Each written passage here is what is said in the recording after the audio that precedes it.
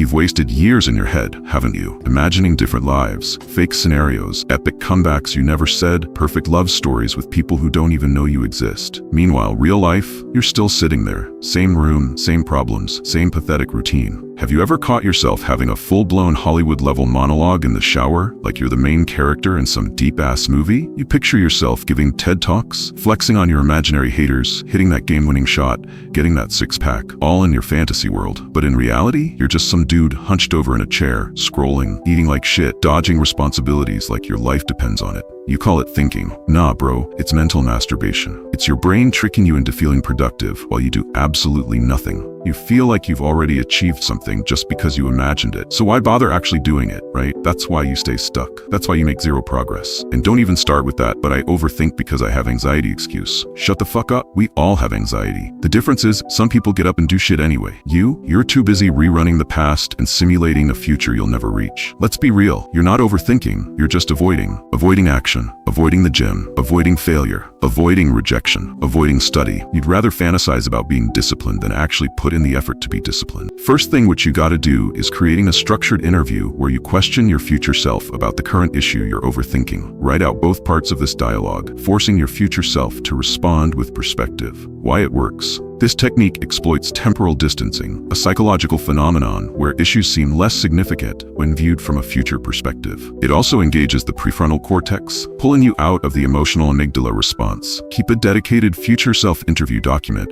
where you conduct these written dialogues whenever overthinking strikes. Review past interviews to reinforce how few worried outcomes actually materialized. Second step, the backwards language processing technique. When caught in a spiral, force yourself to spell the keywords of your worried thoughts backwards. For complex concerns, write the entire worry and then reverse the spelling of each word. This technique overloads your working memory with a challenging linguistic task, making it nearly impossible to maintain the emotional content of the worry simultaneously. It forces a cognitive shift that breaks the rumination cycle. Try practicing with common worry phrases until this becomes an automatic response. The goal isn't to become skilled at backwards spelling, but to use it as a pattern-breaking tool.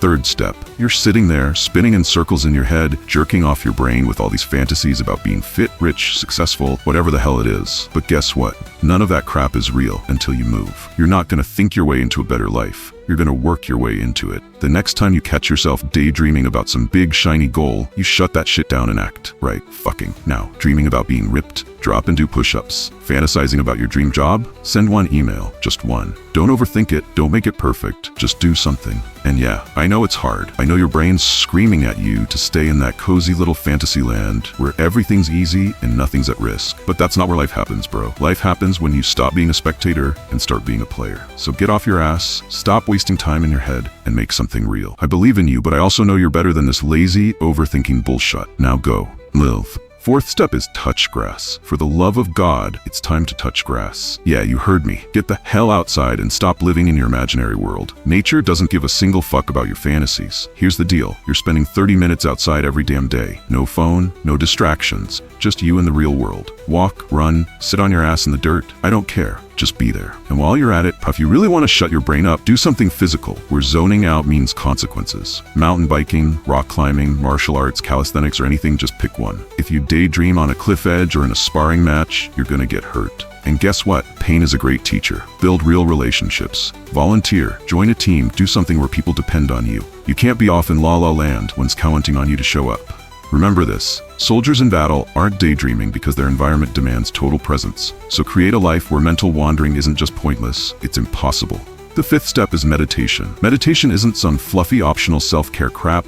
It's essential. It's like weightlifting for your brain, and if you're not doing it, you're leaving your mind weak and unfocused. So here's how you're gonna fix that. Start with 10 minutes a day, non-negotiable. Sit your ass down, shut up, and do it. No excuses. Use guided meditations at first. They're like training wheels for your attention. Focus on the voice, and every time your mind wanders, and it will because you're a disaster, bring it back. That's the whole point. It's not about being perfect, it's about catching yourself and coming back. Once you've got the basics down, move to breath-focused meditation. Just you and your breathing. Every time your mind drifts off, because it will, you overthinking maniac, note it and drag it back. This is mental discipline, and you're building it one breath at a time. Now, sprinkle in micro meditations throughout your day. 60-second focus sessions between tasks, before meals, whenever. It's like hitting the mental reset button, and track your progress. Log your streaks, count how often your mind wanders. Quantify your improvement, so you can see how far you've come. Finally, graduate to open awareness. This is where you maintain focus, even with distractions around you. It's hard, but it's where the real mental strength comes in.